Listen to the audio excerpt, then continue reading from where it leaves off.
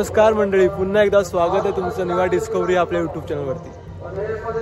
आणि 493 वर्षानंतर आज हा दिवस उगवला आहे, 22 जानेवारी 2024। आपल्या भगवान श्रीरामांना झोपडीतून मंदिरात येण्यासाठी इतकी वर्षे लागली। आपल्या लाखो साधू संतांचं रक्त पडलं मंदिरासाठी, हजारो कारसेवक मारले गेले, किती सारे लोकांचं रक्त पडलं आणि हा सूर्य आज आपल्याला बघायला भेटतोय। आज ही त्यांचीच पुण्याई आहे म्हणावी लागेल, त्यांचेच आशीर्वाद आहेत। वरतून बाळासाहेब, कल्याणसिंगजी, हजारो बजरंग दल सेवक, RSS कारसेवक, त्या सगळ्यांचा आशीर्वादाने आजचा हा दिवस उगवतोय। आजचा सूर्य वेगळा, ही पहाट वेगळी आहे। जर तुम्हाला आजच्या दिवसात आणि नेहमीच्या दिवसात काहीच फरक वाटत नाही तर स्वतःला हिंदू म्हणून घेऊ नका। हा सूर्य बघण्यासाठी खूप साऱ्या लोकांचं रक्त पडलंय भावांनो, खूप सारे हिंदू बांधव मेलेत। आपली ही पिढी हा दिवस बघते, खूप मोठे दिवस आहे। आपल्या गेल्या पिढ्यांनी मंदिरं पडताना बघितली आणि आज आपण ह्या पिढीत हे मंदिर बनताना बघतोय। एक नवीन सुरुवात आहे ही। मी सध्या अयोध्यात आहे आणि कालपासून बघतोय लोक जिथे भेटेल तिकडे झोपतायत, एका ताटात खात आहेत। खूप सुंदर माहोल आहे, असा माहोल कधीच बघितला नव्हता। आणि हे सगळं होते ते आपल्या सगळ्यांच्या आशीर्वादामुळे, वरच्यांच्या जे आशीर्वादामुळे। बाळासाहेबांचं मी स्पेशली नाव घेईन या व्हिडिओमध्ये, कारण की त्यांच्याशिवाय शक्य नव्हतं। तेव्हा जेव्हा बाबरी मस्जिद पडली तेव्हा श्रेय घ्यायला कोणीच तयार नव्हतं, पण आपले बाळासाहेब बोलले की माझ्या मराठी माणसांनी, माझ्या शिवसैनिकांनी जर ती बाबरी मस्जिद तोडली असेल तर मला त्या गोष्टीचा गर्व आहे। तेव्हा याचं क्रेडिट घ्यायला कोणी तयार नव्हतं, बीजेपी कोणीच तयार नव्हतं। पण आता सगळे पोस्टरबाजी आणि सगळं चालू आहे। जे आहे ते आहे, मी तुम्हाला सांगेन। बाळासाहेबांचा एवढं छोटासा फोटो कोपऱ्यात लागलेला आहे, बाकी सगळं मोदीजींचे फोटो हे सगळे मोठे लागले। आणि एका गोष्टीचं थोडं हे वाटतं, पण ठीक आहे की 40% मंदिर पूर्ण झाले तरी पण प्राणप्रतिष्ठान होते। कुठेतरी राजनीतिक पॉलिटिक्स तर आहेच या गोष्टीत, हे तुम्हालाही माहिती आहे।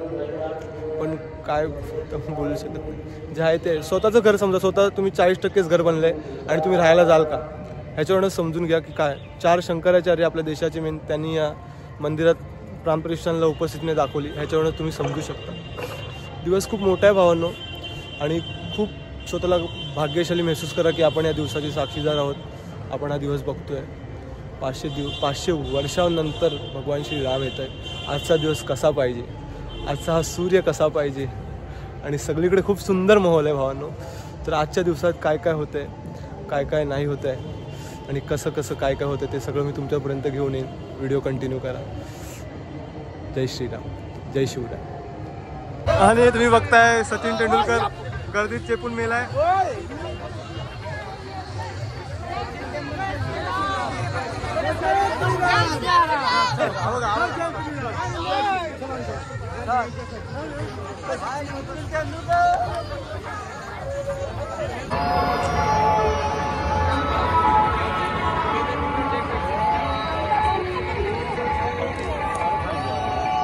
लोकेशनला मी उभा आहे, तुम्ही बघू शकता सिक्युरिटी पूर्ण टाईट आहे। बॅक साईडला, ह्या साईडला रस्ताही क्रॉस नाही करू शकत आहे, एखादा व्यक्ती रस्ताही क्रॉस नाही करू शकत।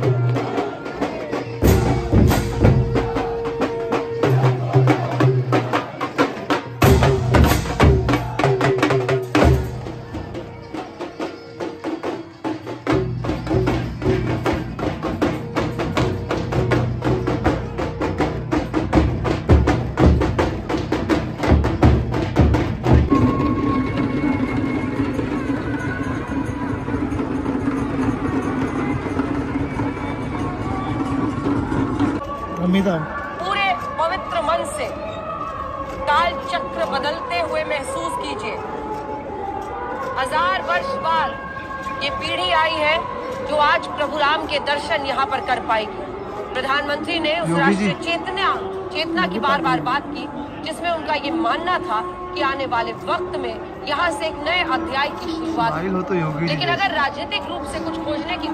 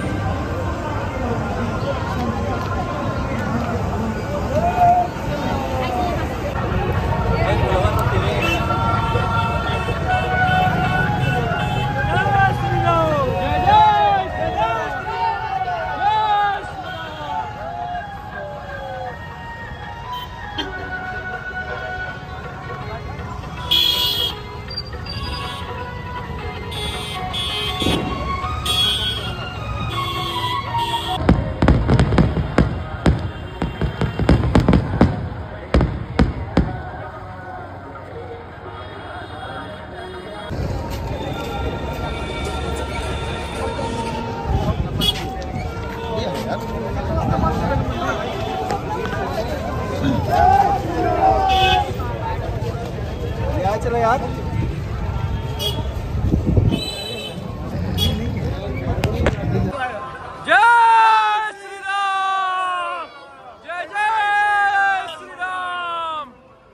तर रात्रीचे 11:30 वाजतायत आणि अयोध्या नगरीत हळूहळू खाली होऊ लागले. सगळे आपापल्या घरी प्रस्थान करतायत. आज तर राम मंदिर फक्त VIP लोकांसाठी होतं. नॉर्मल लोकांसाठी उद्या सकाळी 7 वाजता चालू होईल. तो उद्या सकाळी दर्शन होईल. तर आजचा सोहळा जो होता तो जास्त काही शूट करता नाही आला. जेवढं पण काही करता आलं तेवढंच, कारण की जो सोहळा मी बघत होतो तो डोळ्यांनीच फक्त बघण्यास हे होतं. कॅमेरा काढावा असं वाटलं पण नाही. तरी पण जेवढे शॉट्स मिळाले तेवढे मी काढण्याचा प्रयत्न केला आहे. आणि आजचा माझ्या 24 वर्षाच्या ह्याच्यात आजचा जो दिवस मी बघितला आहे तो 24 वर्षातला सगळ्यात बेस्ट दिवस होता. अशी एनर्जी मी कधीच फील नव्हती केली. खूप छान वाटलं. खूप नवीन नवीन माणसं भेटली. ओडिसावरून, अंदमानवरून, अरुणाचल प्रदेशवरून.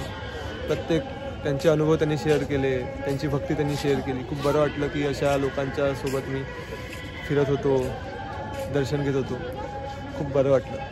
तर एडिटिंग मला काही जमत नाही. जसा व्हिडिओ शूट होईल तसा टाकतो आहे. तर आवडलं तर नक्की प्रेम द्या. पुन्हा एकदा एक नवीन व्हिडिओ घेऊन नक्कीच आहे. जय हिंद, जय महाराष्ट्र, जय श्रीराम, जय शिवराय.